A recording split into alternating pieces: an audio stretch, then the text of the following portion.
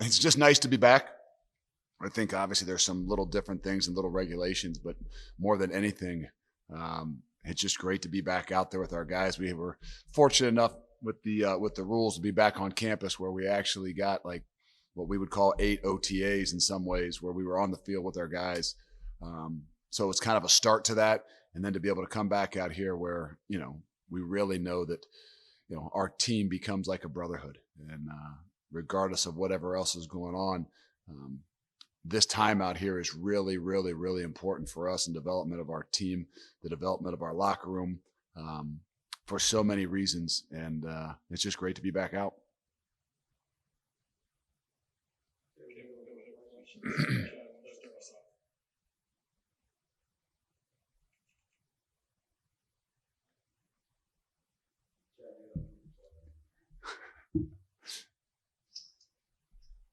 Coach, what has it been like as a staff adjusting to the regulations and everything that you guys have to go through now to make all of this happen? Well, I don't think it's as much for us to do. Yes, there are some of those Zoom things. I think even when we were back on campus, our meeting rooms, we still were able to get back into them, obviously all spread out in smaller groups. I think the biggest thing for us and me too is not to have the team meetings. So when we came out here, we kind of said we would try to steer clear of doing those meetings and unit meetings and just try to keep anything we did inside a little bit more separate. But we're fortunate enough, at least out here, to have the big dining hall. So we'll kind of hold our team meetings. We'll have less of them. So it's just when you don't have those, you don't get to look in the eyes of those guys like you would normally do. And so you got, for us as coaches, for me as a head coach, you got to rely upon your assistant coaches to really kind of make sure that you're going, through the things that we would normally do as a team, whether that's the effort clips, whether that's the notes of the day. You probably we're going to do them more in small units for no other reason other than just making sure we're kind of steering clear of the bigger crowds, especially inside the building. So I think for those things, it's a little bit different more for me than it is even for the assistant coaches. But in a positive way, I think it's made our coaches have to be a little bit more tech savvy and understand how to do some things themselves. So when they come out here, they don't have to rely upon Adam Niemeyer and everybody else to do a lot of their work via the computer, because for the last 3 or 4 months, they've got a lot of work at it.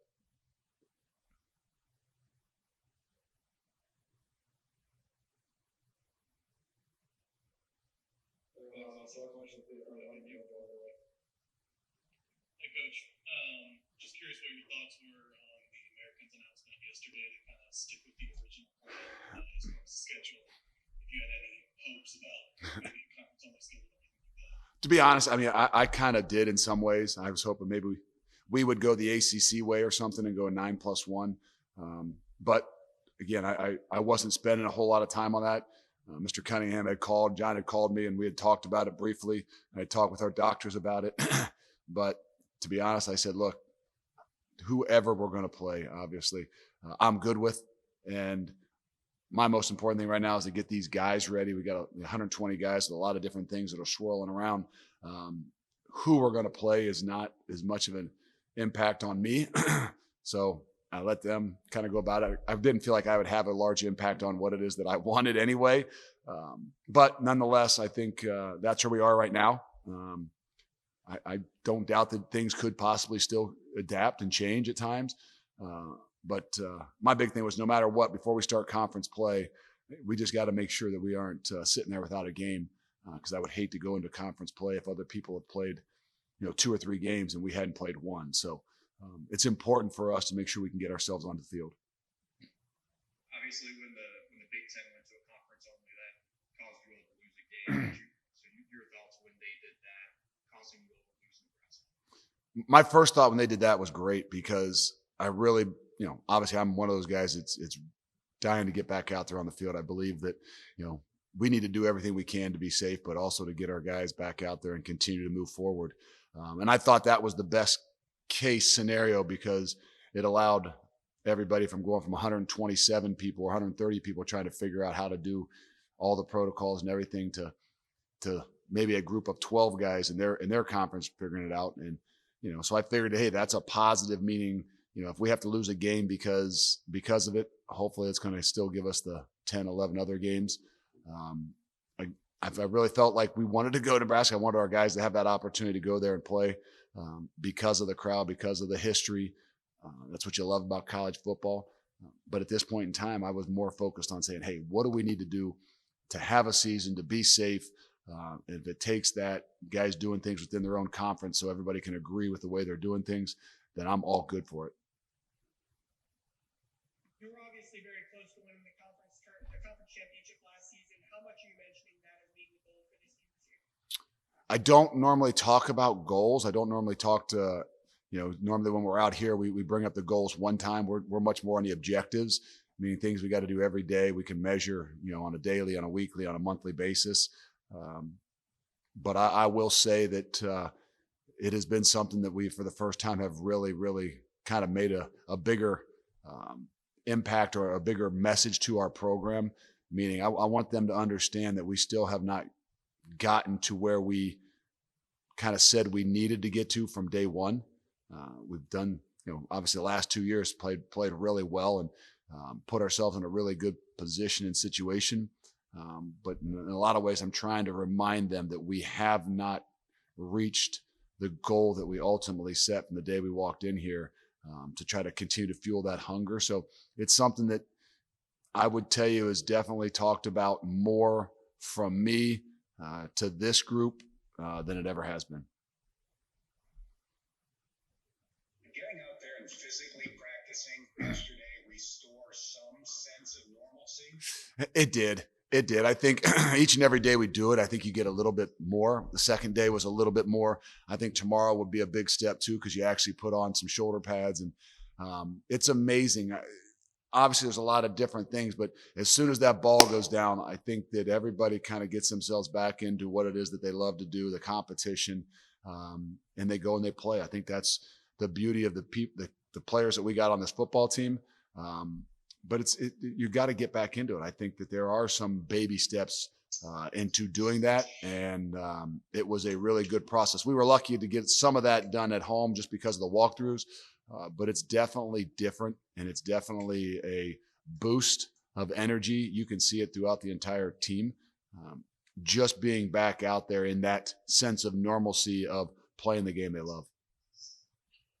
Coach, lucky for you, you get to be our eyes at practice over the next couple of weeks. Has anybody over the first 2 days maybe call your eye? So you think I'm going to tell you a bunch? So that's what you think now? So now you actually gotta listen and believe what I say, huh? As opposed to just saying what it is that you see in that eye of your own, huh? Well, you like to hold your judgments based on, they haven't had pads on in some ways, but I can tell you this, that the competition in the battle between like a Majay Sanders and a James Hudson and a Harp, Darius Harper, are what's going to make us a great team. And I stood them up here at the end of practice and said, hey, the competition between those guys right there and their ability to be pros and compete with one another and not get overly frustrated, because a couple of those guys like to talk a lot, and sometimes that can get it more of an emotional thing than it can of focusing in and playing fundamentally sound and doing the things you need to do. But those three guys from the get-go just kind of jump out at me to say, where's the energy coming from? Where's the competition coming from? Where's the strength of your team possibly going to be? And it's going to be up front, both O-line and D-line. So I think those guys kind of jump out at me a little bit from the get-go. Even the Jakari Robinsons and Jeremy Cooper, along with the Brooks and the Browns, those guys that have played a lot of football, that you can see that they're kind of hitting that senior year, and there's a definite sense of urgency about what it is that they're doing.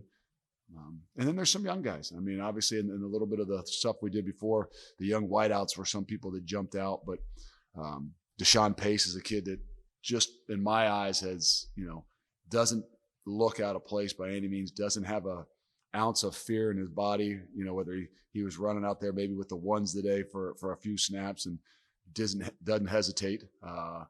And Sammy Anderson made a couple plays in a little red zone for us this morning. So there's a couple young guys that I think, just in day 2, showed up in some of the non-padded practice. Empire Ground, for all intents and purposes, a bubble. As much as we can make a bubble is a bubble, I know this, when I walked out of the house on Tuesday morning, I told my wife I won't see her for probably 20 some days, and my kids as well, because days off are not going to be, in theory, days off where we can go back. We're going to be out here. We're going to stay out here. All of our kids are going to be out here. So as much as there is a bubble, this is the closest thing that we can have. And I hope our guys understand that. We continue to have some of those conversations. We'll have them again tonight, just about what it is that we've got out here, to ease a lot of the minds. But it's also going to be, in day 2, it's okay. But day 4, day 8, day 10, day 12, before you start to see a little bit of a light at the end of the tunnel, maybe to get back home, I think it's going to be for all of them. I think that sometimes the kids understand it. I think it's the older guys that the coaches might be the ones that it might be a little bit more of a shock to, that especially us ones with so many kids at home, that, we did at least have them out at times and maybe get to go home and visit on an off day. So we're all making some sacrifices to have an opportunity to play this season. Coach, you obviously had to modify the workouts when you came back. Have you made any changes to what you would normally do when you go out to camp with these practices, or are they pretty much what they would be on the We were fortunate enough to have those walkthroughs along with the conditioning things. We are pretty lucky right now. I mean, if you said in the first couple of days what has shown up, we've probably had more cramps in 69 to 70 degree weather than we've ever had. And I think that that's twofold. Obviously, that's maybe the volume and the anxiety that you're not used to unless you play the game is one thing. But I also, there's something to be said about not having spring ball and not playing maybe as much as you had. I think there's a little bit more of that, the anxiety that probably can cause some of those cramps more than anything. So we've seen maybe a little bit there. We've been fortunate because of the weather, but we'll be smart. I mean, I think that all in all, every year you're going to adapt to what it is that your situation is. This year's no different, that we're not going to adapt because we are. We're just going to have to adapt to a few different things, and hopefully, we'll be really into the swing of things, day 5, 6, 7, and 8, that we can continue to do what we have to do to be a great football team. And that's what I keep reminding guys, that no matter what, when we walk between those lines, there's certain things that you got to do to be a great football team, and it doesn't change, whether it was 100 years ago when they had a situation of some things going on with the pandemic, maybe to this year, to in 10 more years. If you don't grind and don't work, then your Saturdays are not going to be very successful. Coach, the first coaches poll came out. Do you have a guess? What coaches poll? I don't even. Do they still do that? I thought everything was on pause. I mean, I know I'm in on it, but no, I haven't. Normally my information comes from home, right? Whether it's my wife or my kids, and now I don't ever see them. So I'm gonna, if Cause doesn't tell me as I walk off the field, I probably am not gonna know about it. So go ahead, inform me. Cincinnati 22. Okay, I don't like that. That's still disrespectful, but that's okay. Central Florida 21. Oh, really? Okay. Did you vote in that? No. Okay. Oh, okay. Well, that's not the way I would have voted it, but that's the beauty of playing the game. You talk about high expectations with this team. Is that another thing that you look at them and say, hey, maybe 22's not? It will be. I mean, we will use it when necessary, and I think right now we've got a bunch of things. I think we've got a different team because we've got a more mature team with the likes of the Derek Forrests and the James Wiggins and the Harpers, and it's a different maturity-wise team. Some of that stuff that we as coaches use as motivation, with this team might not be as necessary, but at some point in time, there's I'm sure those guys will know what's out there, and I'm sure they'll be as disappointed as I am, but I'll remind them that that's why they play the games. How is the continuity you just mentioned that much more valuable in an off-season like this? It's going to be really, really, really big. Not that it's not always big. We pride our program on the brotherhood, the continuity, the things we do with inside that locker room. This year, even more so than any, just because of the sheer fact that there's going to be adversity at every turn, and our ability to take care of our brothers, whether that's on the field, even more this year is going to be off the field and doing the things the way we need to do them and make the sacrifices we need to make. So it's going to be very evident the teams that have the most success aren't just the most talented teams, but the teams that are able to make some of the greatest sacrifices for one another.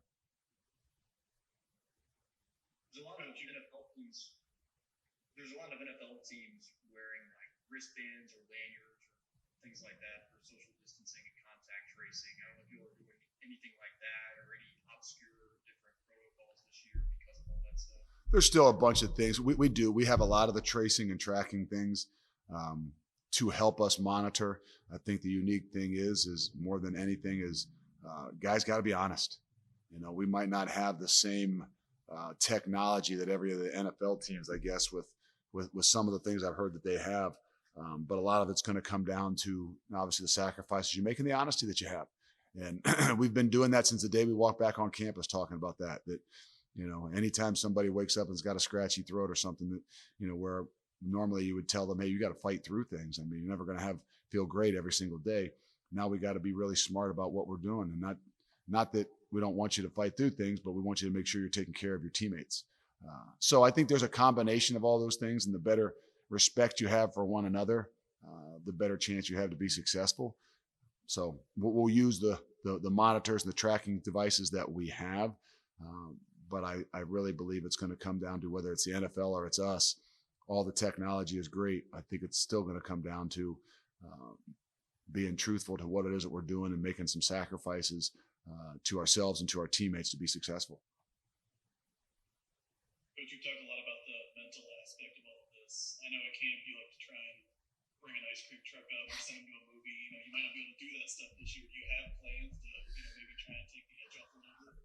Yeah, we don't exactly know. Those are some of the things that we really enjoy to do that are going to be much more difficult. Talk with the leadership group about it. They're not a group right now of tons of ideas as I get on them, but ideas come after like day 7, 8, and 9, after that first day off where they can't go anywhere. The mind will start to race and hopefully think about some other ideas of things that we can do, whether that's fishing, and we might be using the ponds out here a little more, zip line. There'll be some things, but the surprise of throwing them upon them and changing things up probably is not going to be what we're able to do this year, but another one of those little sacrifices that we're going to have to adapt and adjust with. Can you tell us about that leadership group? Is that something you've always done? Maybe who's in it? Yeah, we do. We add and move guys around. It's not always the seniors. It's we added 4 freshmen in there just because of sheer fact that we don't know them that well yet. We don't truly know who those guys are going to emerge, especially out here as leaders. But you need to have a voice of all the guys from your program, whether it's a position, whether it's age groups.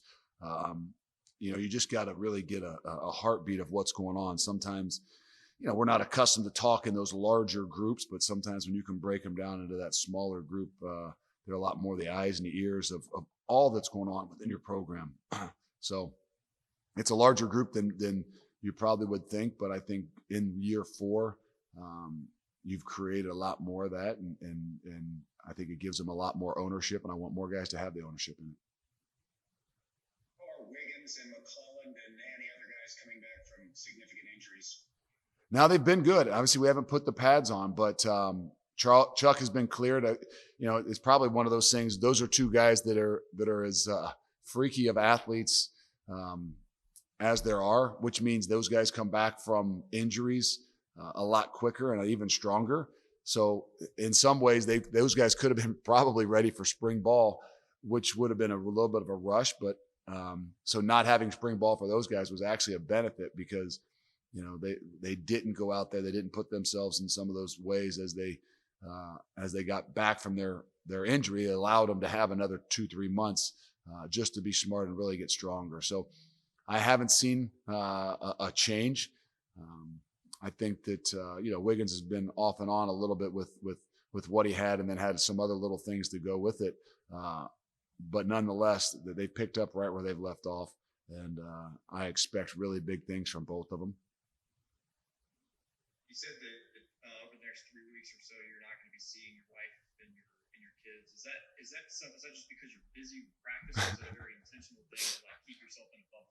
Yeah, when we come out here, we're staying out here, and we tested before we came out here, so we're trying to create as much of that as we possibly can, and it's more so for the kids too. Normally, when we're out here, a lot of times we would go back on a Saturday to scrimmage. So in the past 3 years, we would come back, scrimmage on a Saturday, let our guys stay in their apartments on Saturday night for their day off on Sunday, and then we would come back Sunday night. So it kind of broke camp up a little bit for our guys. We will not do that, obviously. Coaches will not leave on an off day. There's a lot of times if we have this Sunday off, so coaches after the night meetings most likely would go home, sleep in their bed, see their family, see their kids, come back 4:00 on Sunday or something when we would meet. But we're not. We're all going to stay out here. We're all going to be a part of this thing, and there's going to be no exceptions to what it is that we do. So you're staying on campus throughout all of fall camp? We're staying out here through all of fall camp. Yes. Yeah. Until we come back on the 22nd. As of right now, school starts on the 24th. Our plan is, the entire team as well as the coaches and everybody involved will be out here. Depth is always one of the biggest things that differentiate teams at this level, and the ability to withstand somebody being out for a week here, a week there. When you look around at this team, do you start to see the depth in year 4 that you've really been trying to build? Going into camp, there was no doubt. Probably one of the real reasons why I was even more excited. Last year, I thought we had some depth. We challenged our depth when we got so many guys hurt so early. But in what that allowed us to do was to build some of that depth even more so for this year. So we have a lot of depth. I think every year you need the depth. Last year, obviously, we probably didn't have the depth we needed at the offensive line. We had to move around a lot of combos based on the injuries we had early. We didn't have as much depth at the safety position because of the injuries we had, and then obviously Cook couldn't play. But since that happened last year and the way we went about it, it added a lot more depth with a lot more experience this year. So I believe we are a pretty darn deep team. This year, you're going to be tried more than any other year. Every year, you're going to have some injuries. 2 years ago, I think we had very few injuries. Last year, we had a rash of injuries. This year, obviously, it'll be a mix. Who knows? Hopefully, we won't have any injuries.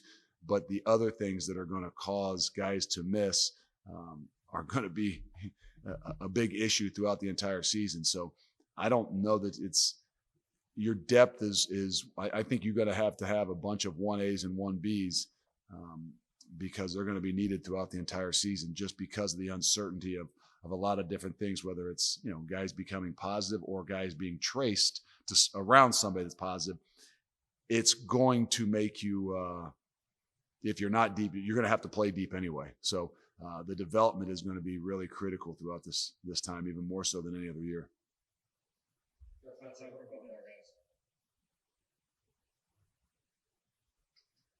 you have to enforce any unusual rules when it comes to what guys would, a college kid would do in terms of going out and hanging out with his friends and things like that? Right now, no. We're at Camp Higher Ground. There's not a whole lot of places to hang out. I think there's a fire pit out back. But as hot as it is, there's not a whole lot of them hang out at the fire pit. There's some rocking chairs out front of the dining hall. They're okay. They're allowed to hang out there. If they get off of campus into West Harrison, there may be a couple places I'm not sure about, but unless they get an Uber, it's a pretty good walk.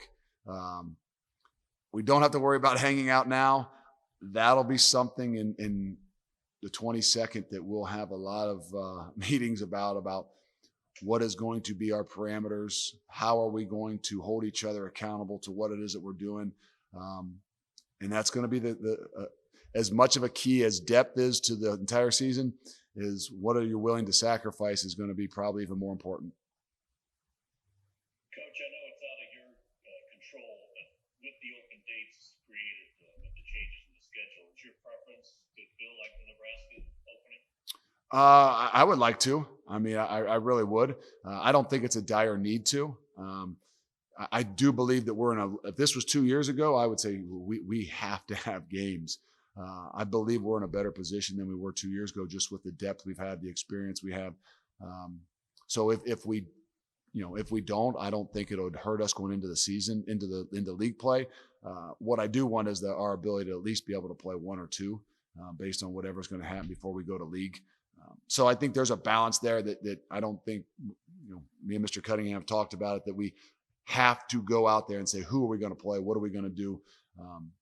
As opposed to say, okay, we want to, let's make sure that it's a good situation for us. Now, I'm not saying what's a good situation. We'll play anybody. But I don't think we are in dire need to say, if we don't have 4 games before the league starts, we're at a disadvantage. I think we're in a better place than that. And would you have a preference personally about playing, as good a team as you can play, or having another game against maybe another team like Austin Peay or something like that? No, I think you always want to be challenged. I think our league is exceptional, and I think if you go into the league without having some of those challenges, I think is difficult. As much as I hated getting our butts beat last year in game 2, it probably made us who we are as more than anything. And that's not what I'm saying I want to continue to do year in and year out, is play a number 1 or 2 team in the country to see where we are. But I think, our ability to say, hey, we will play anybody, and it will be an advantage to us. If we don't play one of those guys and we aren't tested, when you get into your season, you're going to be tested because there's so many good teams in our league. That's the thing that probably would make me be worried more than anything. I'm not saying that you won't be tested by Austin Peay. I'm not saying you wouldn't be tested by Miami and Western, because you will be. But I mean, in some different ways, to be able to be on the road, to be in some of those environments, which, there might not be those this year. That's a way a team grows up too.